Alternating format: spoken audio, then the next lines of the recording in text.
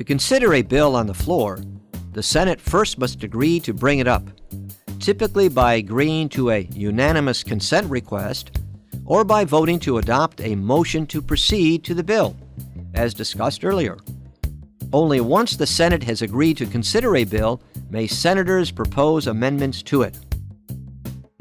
Perhaps the modern Senate's defining feature is the potential difficulty of reaching a final vote on a matter.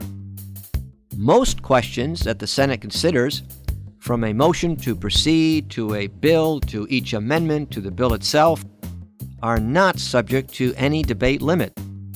Simply put, Senate rules provide no way for a simple numerical majority to cut off or otherwise impose a debate limit and move to a final vote. As a result, senators can effectively wage or threaten to wage a filibuster. In effect, insist on extended debate in order to delay or prevent a final vote on most amendments, bills, or other motions. In addition, Senate rules provide few options to comprehensively limit the amendments proposed to a bill. Unlike the House, for example, under most circumstances, amendments in the Senate need not be germane, and amendments sometimes involve subject matter unrelated to the bill in question. This can lead to a much more wide-ranging and less predictable floor debate than typically occurs in the House. Senate Rule 22, often called the Cloture Rule, does allow a supermajority to limit debate on a bill, amendment, or motion.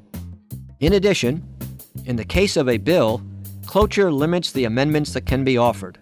Supporters of, for instance, a bill under floor consideration can file a cloture motion, signed by at least 16 senators. 2 days of session later, senators vote on the cloture motion.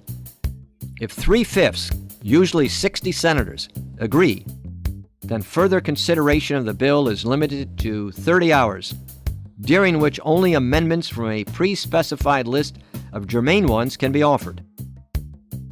After this final period of consideration, the Senate will take a final vote on the bill. This final vote requires only a simple majority for approval.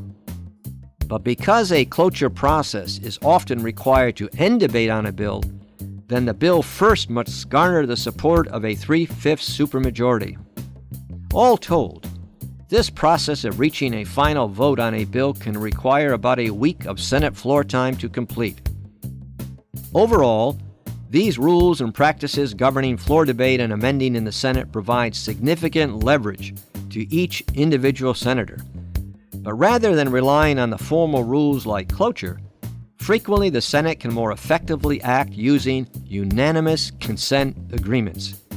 Such an agreement is a structured plan for limiting debate and amending, a plan that can be tailored to each bill that comes to the floor, and is somewhat akin to a special rule in the House.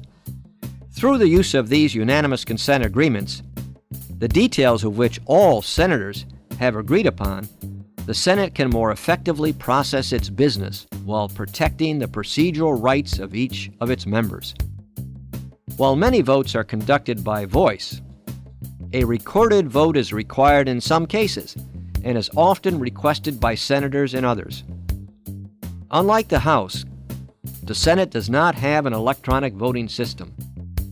Recorded votes are conducted through a call of the roll of the senators.